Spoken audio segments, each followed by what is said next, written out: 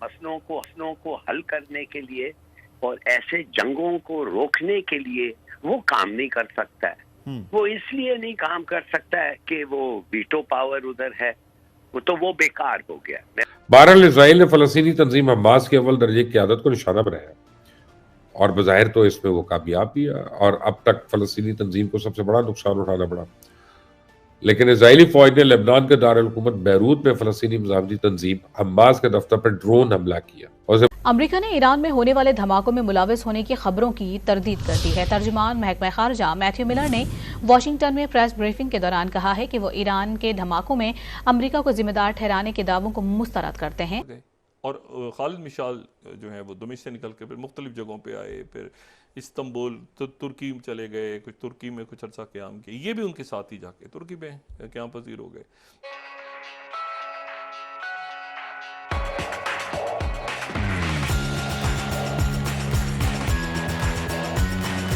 میرا مطلب ہے یونائٹڈ نیشنز عوام متحدہ تو بیکار ہو گیا.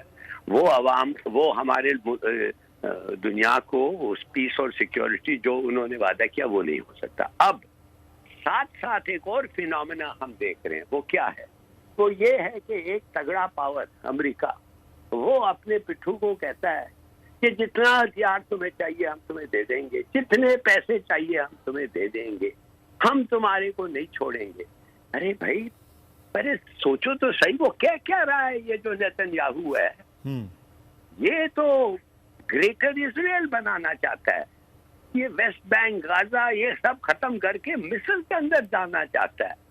اس نے بتا دیا گولن ہائٹس کی ایکسپینشن کرنا چاہتا ہے, ایران کے ساتھ جنگ لڑنا چاہتا ہے. وہ تو آپ سوچتے ہی نہیں ہیں. اور پھر آپ اس کو پیسے اور امداد اور ہتھیار اور ہر چیز جو چاہتا ہے, تو یہ رکے گا نہیں ایسے. یہ کہنا کہ OIC کو یہ کرو, یہ نہیں رکے گا. ہلالی صاحب اگر وہ نہیں گریٹر اسرائیل کی بات کر رہا ہے تو پھر جو ممالک اس وقت عرب ممالک خاص طور پہ بات کریں گے OIC, پھر وہ اس کے آگے بھی بالکل خاموش ہیں, بالکل بے بس ہیں کہ کچھ نہیں کر پا رہے. دیکھیے میں آپ کو بتانا یہ چاہتا ہوں کہ ایک زمانے میں جب ساؤتھ افریقہ کی آزادی نہیں ہوئی تھی اور اپارتھائڈ ریجیم تھا, تو سب کو پتا تھا, اسٹریٹجک ایکسپرٹس کو پتا تھا کہ اگر ساؤتھ افریقہ کے ناردرن ٹپ سے شروع ہوتا اور اسرائیل افریقہ کے سدرن ٹپ سے جاتا تو 2-3 دن میں یہ دونوں ملک جو ہیں, یہ دونوں ان کے فورسز جو ہیں بیچ افریقہ میں ملتے اور کوئی نہیں روک سکتا ان کو. Look at the power equation. آپ کہہ رہے ہیں کہ یہ کیوں نہیں کچھ کر سکتے, یہ کر ہی نہیں سکتے. ان کے پاس ہے کیا کرنے کے لیے, آپ نے دیکھا نہیں. تو اس کا مطلب یہ ہے کہ پھر جو پیٹرو ڈالر کی ایک بڑی بات کی جا رہی ہے کہ بڑی طاقت ہے عرب ممالک میں, تو وہ پیٹرو ڈالر بھی پھر جھکا ہوا ہے اس وقت امریکہ کے آگے کہ وہ کچھ نہیں کر پائیں گے.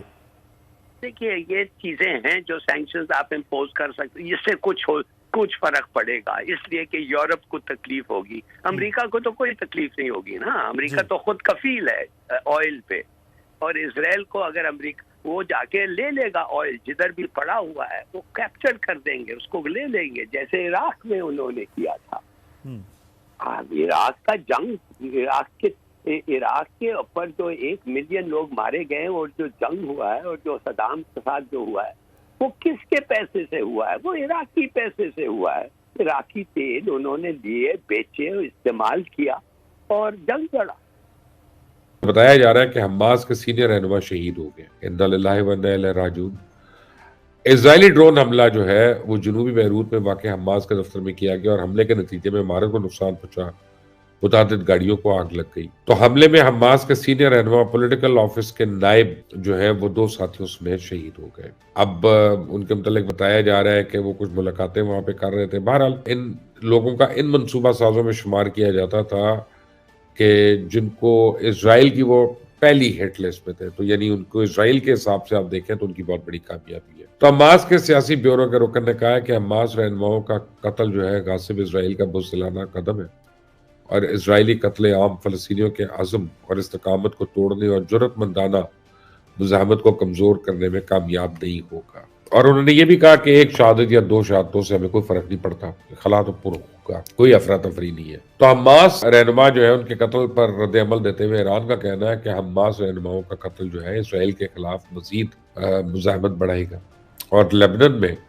اسرائیلی حملہ لیبنان کی خود مختاری کے صریحا خلاف ورزی ہے۔ دوسری جانب اقوام متحدہ نے بھی لیبنان میں حماس رہنما کے قتل میں اپنی تشویش کا اظہار کرتے ہوئے کہا کہ حماس رہنما کی ہلاکت کے بعد صورتحال انتہائی پریشان کن ہو گئی ہے۔ تو لبنان نے اپنی علاقائی خود مختاری کی خلاف ورزی کرتے ہوئے اسرائیلی حملوں کے خلاف اقوام متحدہ سلامتی کونسل میں شکایت کرنے کا بھی فیصلہ کر لیا۔ العروی کی شہادت جو ہے وہ بیسیکلی حماس کے لیے ایک بہت بڑا دھچکا ہے، اور اسرائیل نے غزہ سے باہر فلسطینی قیادت کو نشانہ بنانے کی اپنی بات بھی پوری کر دی ہے۔